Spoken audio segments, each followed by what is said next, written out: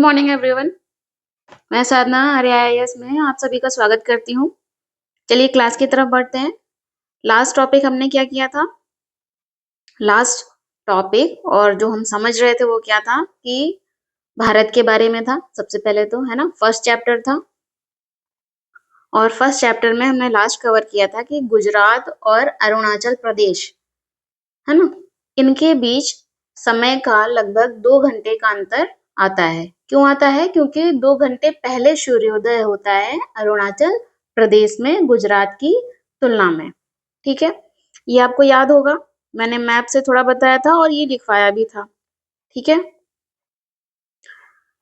जिसमें स्पष्ट तौर पर मैंने बताया था कि सूर्य के उगने और डूबने का समय क्या है, अलग होता है। हालांकि दोनों ही जगह पर समय एक जैसा ही दिखेगा, लेकिन जैसे ये है लिखा है ना, सूर्य के उगने और डूबने का समय अलग अलग होता है। मैं इसीलिए रिवाइज करवा रही हूँ, क्योंकि सूर्य ना उगता है ना डूबता है। हमें देखने से ऐसा लगता है ना सूर्य के उगने और डूबने का समय, तो ये कंफ्यूजन नहीं क्रिएट करना है। सूर्य स्थिर है, पृथ्वी घूमती है। और पृथ्वी कैसे घूमती है? वेस्ट टू ईस्ट घूमती है, पश्चिम से पूर्व की ओर पृथ्वी घूमती है। तो घूमकर जब पहुंचती है, उसी से क्या होता है, अंतर आ जाता है। अंतर कैसे आता है? वो देशांतर से आपको मैंने बताया था। लगभग 30 देशांतर का अंतर है और एक देशांतर बराबर कितना होता है? 4 मिनट। इस तरह से आप कैलकुलेट करेंगे तो कुछ 120 मिनट का अंतर आएगा और 120 मिनट बराबर 2 घंटे हो जाते हैं।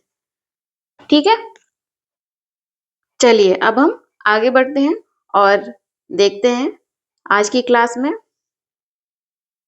यहीं पर मैं कंटिन्यू करते हुए लिख देती हूँ, इसी का सेम चैप्टर है और ये उसी चैप्टर का पार्ट 2 है। ठीक है, रेस्ट ऑफ कंटेंट अब हम पढ़ेंगे। तो आज की क्लास में हम पढ़ने वाले हैं कि भारत की विश्व में स्थिति कैसी है। भारत की, जिसे भारत एवं विश्व या हेडिंग डाल सकते हैं, भारत और विश्व। ठीक है, तो भारत कहाँ स्थित है? क्या आप लोगों को महाद्वीप याद है? कितने महाद्वीप होते हैं? कितने कंटिनेंट हैं? 7, है ना। सबसे बड़ा कंटिनेंट, सबसे बड़ा महाद्वीप कौन सा है? एशिया महाद्वीप। तो भारत एशिया महाद्वीप में स्थित है। ठीक है, हम यही जानने वाले हैं कि भारत की विश्व में स्थिति कैसी है। अगर विश्व के स्तर पर देखें तो भारत कैसा दिखेगा, है ना, क्या जानकारी हमें मिलती है उससे। भारत एशिया महाद्वीप के पूर्व और पश्चिम के मध्य में स्थित है। मध्य में स्थित है। मैं आपको लास्ट में मैप से भी दिखाऊंगी, तो अभी आप नोट कर लें और समझें। ठीक है, एशिया महाद्वीप का दक्षिणी विस्तार है भारत। भारत का जो भूभाग है, भारत की जो भूमि है, वो दक्षिणी एशिया का, एशिया में कई डिवीजन है, जैसे दक्षिण एशिया, दक्षिण ईस्ट या दक्षिण पूर्व एशिया, मध्य एशिया, पश्चिम एशिया। ठीक है, इस तरह से, क्योंकि एशिया बहुत बड़ा महाद्वीप है। जितने भी 7 महाद्वीप हैं उसमें सबसे बड़ा कौन सा है? एशिया। तो भारत एशिया महाद्वीप का क्या है? दक्षिणी विस्तार है। दक्षिणी विस्तार है भारतीय जो भूभाग है। ठीक है, ध्यान रखिएगा। और भारतीय भूभाग जो भारत है उसके दक्षिण में क्या है? भारतीय भूभाग के दक्षिण में हिंद महासागर है। हिंद महासागर, ये तो आपने इससे पहले की क्लास में जाना था। भारत की स्थिति जब आपने पढ़ा था तब आपको पता चला था कि भारत के दक्षिण में क्या है? हिंद महासागर है। और ये जो हिंद महासागर है ये भारत को पश्चिम में यूरोपीय देशों से, पश्चिम में यूरोपीय देश या यूरोप के देशों से और पूर्व में एशियाई देशों से, एशियाई देशों से जोड़ता है या फिर मिलाता है। ठीक है, भारत की स्थिति कुछ इस तरह से है। ये भारत है, भारत का मानचित्र है, ये भारत का मानचित्र है और इसके दक्षिण में ये क्या है, दक्षिण है, दक्षिण में क्या है, हिंद महासागर है। ठीक है, इस तरफ से पश्चिम में यूरोप से कनेक्ट होता है, इस तरफ यूरोप है और यहाँ पर एशियाई देश हैं, ये दक्षिण पूर्व एशिया है, यहाँ पर इंडोनेशिया, अन्य जो छोटे छोटे देश हैं वो सारे हैं। तो इस तरह से ये जोड़ता है। ठीक है, अब बात करते हैं, ये जो हिंद महासागर है, ये आप देख रहे हैं, हिंद महासागर भारत के लिए एक केंद्रीय स्थिति प्रदान करता है। आप हिंद महासागर की स्थिति देखिए और ये हिंद महासागर भारत को कैसी स्थिति प्रदान करता है, केंद्रीय स्थिति प्रदान करता है, बीच में है ना, प्रदान करता है।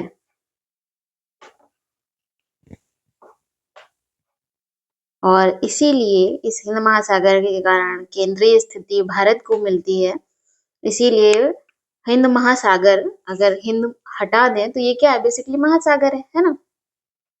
ये एक ऐसा महासागर है जिसका नाम किसी देश के नाम पर पड़ा है। कितने महासागर हैं, याद है, बताइएगा आप लोग कमेंट करके। तो ये एक लौता महासागर है जिसका नाम एक देश के नाम पर पड़ा है, दैट इज हिंद महासागर। ठीक है, देश के नाम पर रखा गया है, तो इसे ध्यान रखिएगा।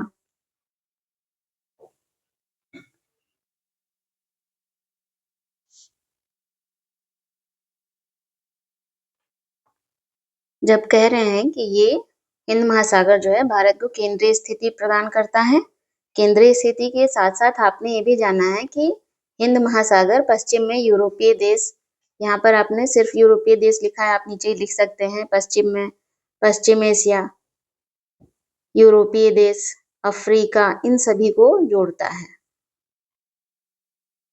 पश्चिम एशिया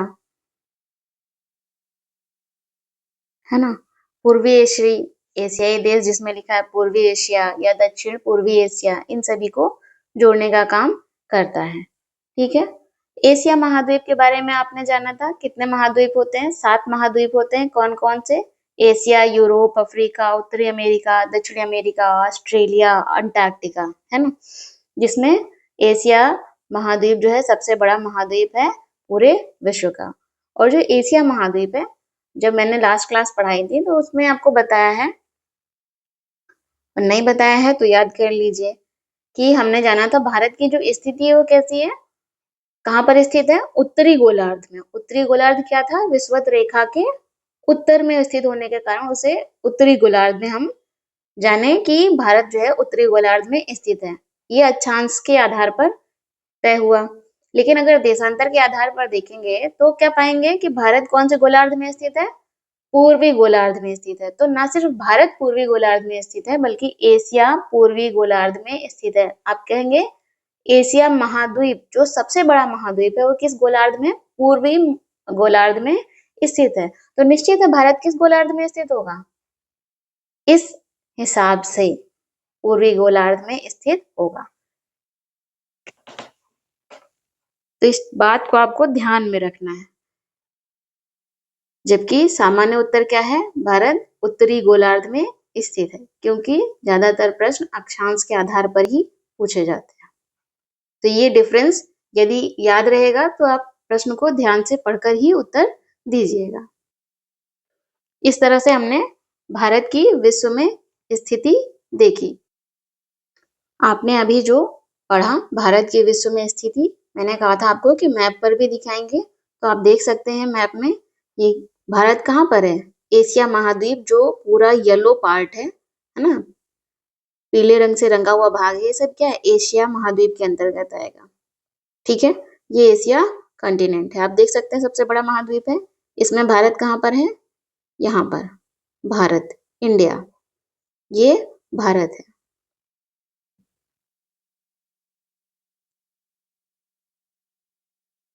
भारत है ना।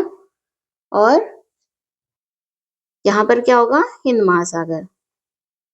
हिंद महासागर कैसे जोड़ेगा, हिंद महासागर आप देख सकते हैं इस तरफ अफ्रीका और ये यूरोप। ठीक है, अफ्रीका, यूरोपीय देश और पश्चिम एशिया इसे जोड़ता है। ये है पूर्वी एशियाई देश। जितना पीला भाग दिख रहा है आपको ये सब एशिया, इससे हिंद महासागर क्या करता है, जोड़ता है। और एशिया कहाँ पर स्थित है, पूर्वी गोलार्ध में स्थित है। ठीक है, क्योंकि लंदन के कौन से शहर, वहां से देशांतर रेखा गुजरती है जिसे जीरो माना गया है। ठीक है, और उसके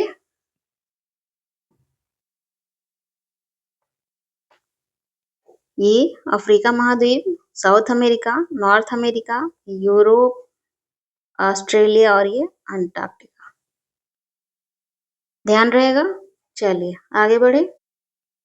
अब जानते हैं हम भारत के पड़ोसी देश।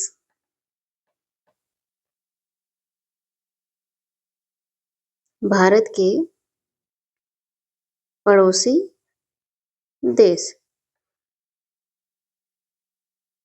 हमने अभी तक जाना,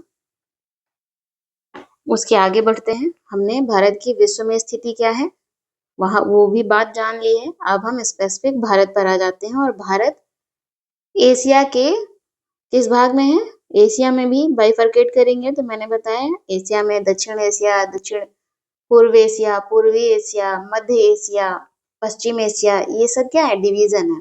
तो भारत किस में आता है, दक्षिण एशिया में। भारत दक्षिण एशिया में स्थित है। ठीक है, भारत की बात करें तो कितने राज्य हैं भारत में, 28 राज्य और 8 यूटीज हैं, केंद्र शासित प्रदेश हैं। 28 राज्य। जम्मू कश्मीर पहले राज्य था जिसे 2019 में केंद्र शासित प्रदेश बना दिया गया। ठीक है, और जो लास्ट यूटी जुड़ा हुआ है जिससे 8वां हुआ है, दमन दीव और दादर नागर हवेली, ये 2 यूटीज हुआ करती थी, इन्हें मिलाकर एक बना दिया गया है। तो फाइनली 28 राज्य और 8 यूटीज हैं। भारत की बात कर रहे हैं तो भारत की जो उत्तर पश्चिम सीमा है, हम पड़ोसी देश जानने वाले हैं भारत के, तो उसी दिशा में बढ़ेंगे। तो भारत की जो उत्तर पश्चिम सीमा है, उत्तर पश्चिम सीमा से कौन से देश जुड़े हुए हैं या कौन से देश हैं उत्तर पश्चिम सीमा में, पाकिस्तान और अफगानिस्तान। ठीक है, और भारत की उत्तरी सीमा पर सीमा किन देशों से जुड़ी हुई है, चीन, आप तिब्बत लिख लीजिए, साथ ही नेपाल और भूटान। वहीं पूर्वी सीमा की बात करें, पूर्वी सीमा भारत को देखेंगे आप तो भारत की जो पूर्वी सीमा है उस तरफ कौन से देश हैं, म्यांमार और बांग्लादेश। ठीक है, और भारत के दक्षिण में, फिर से आ गया भारत के दक्षिण में दो द्वीप, दो द्वीप आइलैंड समूह राष्ट्र हैं। कौन से, एक श्रीलंका, देखते हैं ना मैप में, श्रीलंका एक मोती की तरह नीचे लटकता हुआ दिखता है, ऐसे देखने से हमें ऐसे ही लगता है ना। और दूसरा मालदीव, जो मालदीव है वो लक्षद्वीप समूह के दक्षिण में स्थित है। लक्षद्वीप जानते हैं ना, लक्षद्वीप समूह के दक्षिण में स्थित है, दक्षिण में स्थित है। और बात करें श्रीलंका की, तो जो श्रीलंका है, इस श्रीलंका और भारत के बीच बहुत छोटा रास्ता है ना। मैप में कुछ ऐसा दिखेगा, ये भारत है और ये कुछ ऐसे दिखता है ना। तो ये क्या है, ये श्रीलंका है और ये भारत है, भारत का मानचित्र है। तो इसके बीच जो है बहुत छोटा रास्ता है ना। भारत और श्रीलंका के बीच छोटा कैसा समुद्री रास्ता है, समुद्री रास्ता है। क्या है हम अभी देखेंगे,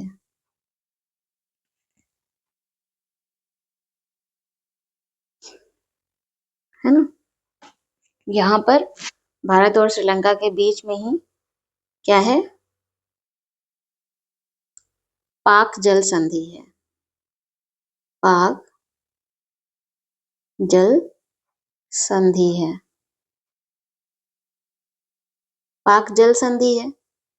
जब पाक जल संधि की बात हो रही है तो क्या होगा, ये जल संधि बंगाल की खाड़ी और मन्नार की खाड़ी को जोड़ती है।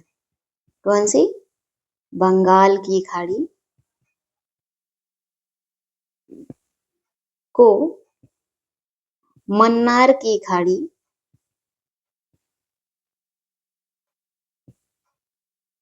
से जोड़ती है ना।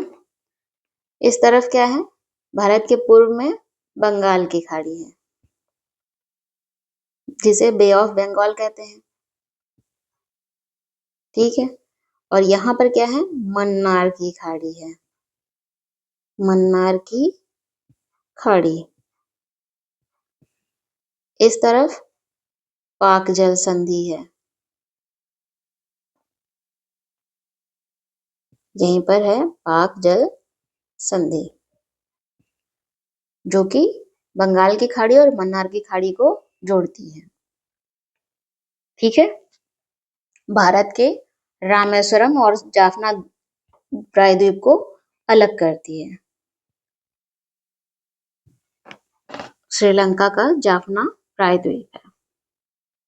और यहीं पर है एक पाक की खाड़ी, पाक जल संधि के पास ही स्थित है श्रीलंका भारत के बीच में, यहीं पर लिख लीजिए आप, पाक खाड़ी।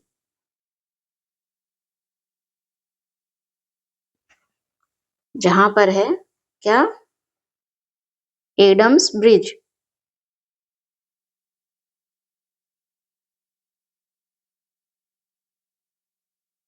या फिर राम सेतु, जिसे क्या कहते हैं, राम सेतु, राम सेतु स्थित है। ये रामेश्वरम से मन्नार द्वीप तक फैला हुआ है, ठीक है। तो ये भारत और श्रीलंका के बीच में स्थित है। जो छोटा समुद्री रास्ता है उसमें आपने जाना कि पाक जल संधि भी है और पाक खाड़ी भी है और मन्नार की खाड़ी भी है। तो ये स्पष्टता बहुत जरूरी है। मन्नार की खाड़ी जो है ये श्रीलंका के पश्चिमी तट पर है, ध्यान रखिएगा कि पश्चिमी तट पर है। थोड़ी क्लियरिटी रहेगी तो अच्छा रहेगा। आप एक नाम बार बार सुन रहे हैं क्या, पाक जल संधि, पाक खाड़ी, है ना। तो पाक है कौन, पाक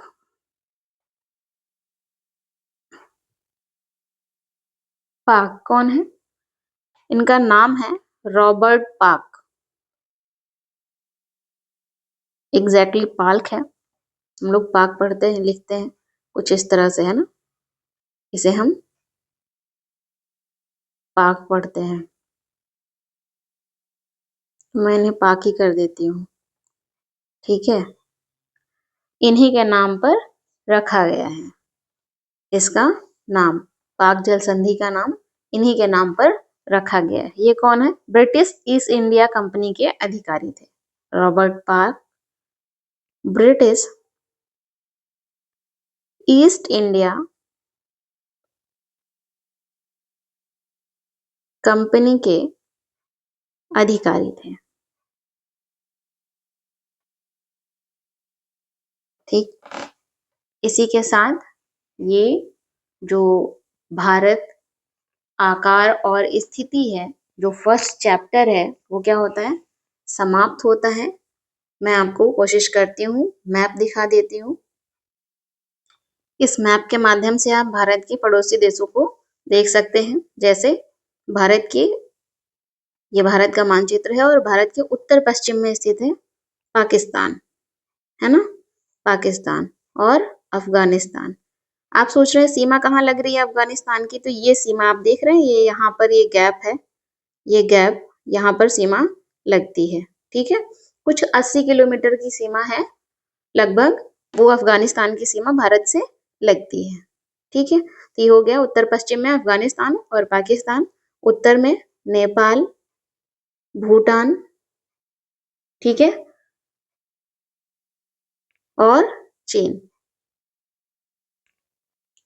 और पूर्व में भारत की पूर्वी सीमा भी लगती है, तो ये म्यांमार और बांग्लादेश दिख रहा है आपको, म्यांमार और बांग्लादेश। तो ये हो गए भारत के पड़ोसी देश जिन्हें आपने देख लिया। साथ ही भारत के दक्षिण में ये है श्रीलंका और ये रहा मालदीव। दो द्वीप समूह राष्ट्र स्थित हैं। और ये है जो जुड़ा हुआ आप देख रहे हैं, ये है एडम्स ब्रिज, है ना। इस तरफ है पाक जल संधि, इस तरफ है मन्नार की खाड़ी, मन्नार की खाड़ी, इस तरफ है पाक जल संधि। किसके नाम पर रखा गया है पाक जल संधि का नाम, ये आपने जान लिया है, ठीक है। तो इस तरह से ये चैप्टर समाप्त होता है और हम फिर मिलते हैं अगले चैप्टर में, जो कि सेकंड चैप्टर है। आप देख रहे हैं तो अच्छे से देखिए, समझिए और अपने एग्जाम की तैयारी करिए, ठीक है। Okay, thank you. फिर मिलते हैं अगली क्लास में। क्लास अच्छी लगी तो लाइक, शेयर और सब्सक्राइब जरूर करें।